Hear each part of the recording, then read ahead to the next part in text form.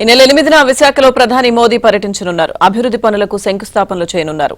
అదే రోజు విశాఖలో ప్రధాని మోదీ, చంద్రబాబు, పవన్ కలిసి రోడ్ షో నిర్వహించనున్నారు.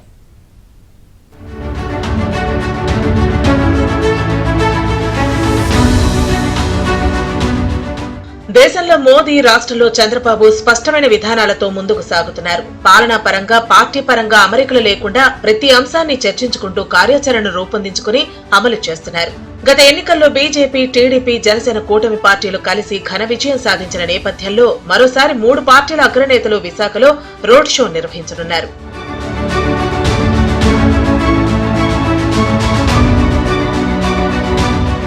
ఎన్నికలకు ముందు ఇదే త్రయం విజయవాడలోని మహాత్మాగాంధీ రోడ్లో రోడ్ షో నిర్వహించారు. రోడ్డుకు ఇరువైపులా వేలాది మంది ప్రజలు నిలుచుని వారికి అభివాదం చేశారు. కూటమి ప్రభుత్వం 6 నెలల పాలన పూర్తి చేసుకునే నేపథ్యంలో 8న విశాఖకు ప్రధాని మోదీ రానున్నారు. కేబినెట్ సమావేశం అనంతరం ప్రధాని పర్యటనపై ప్రత్యేక చర్చ జరిగింది. అధికారులు, మంత్రులకు ప్రధాని పర్యటన, అక్కడ రోడ్ షో అంశాలను చంద్రబాబు వివరించారు.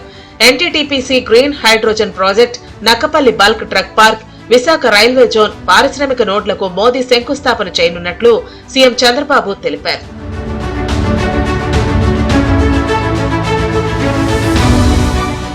ఇక మంత్రివర్గ సమావేశంలో సీఎం చంద్రబాబు చాలా ఉత్సాహంతో మంత్రులకు పలు సూచనలు చేశారు. నూతన సీఎస్ గా బాధ్యతలు స్వీకరించిన విజయానందుకు మంత్రివర్గం అభినందనలు తెలిపింది. ఎన్ని ఆర్థిక ఇబ్బందులు ఉన్నా ఇప్పటికే అమల్లోకి తెచ్చిన పింఛన్ పెంపు, దీపం పథకం వంటి వాటిపై ప్రజల్లోకి బలంగా తీసుకెళ్లాలని సూచించారు. వేట నిషేధ సమయంలో మత్స్యకారులకు 20,000 ఇవ్వాలని నిర్ణయించామని, ప్రభుత్వం చేసే మేలును ప్రజలకు వివరించే బాధ్యత మంత్రులు, ఎమ్మెల్యేలు తీసుకోవాలని సీఎం చంద్రబాబు స్పష్టం చేశారు.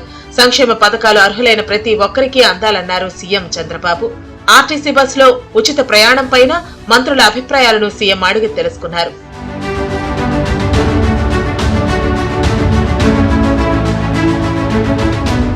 ₹21,000 కోట్ల ఉద్యోగుల సేవింగ్ నిధులను జగన్ రెడ్డి మళ్లించారని మంత్రివర్గం అనంతరం చర్చ సాగింది. జగన్ ఉద్యోగులకు చేసిన నష్టం భర్తీకి ప్రత్యామ్నాయం చూపి వారికి న్యాయం చేయాలని సీఎం చంద్రబాబు ఆదేశించారు. ఆర్థిక వెసులుబాటు బట్టి ఒక్కో ఎన్నిక హామీ అమలు చేద్దామన్నారు. 2025 సంవత్సరం ఏపీలో అభివృద్ధి, సంక్షేమానికి ఒక దిక్సూచిగా మిగలాలని చంద్రబాబు తేల్చి చెప్పారు.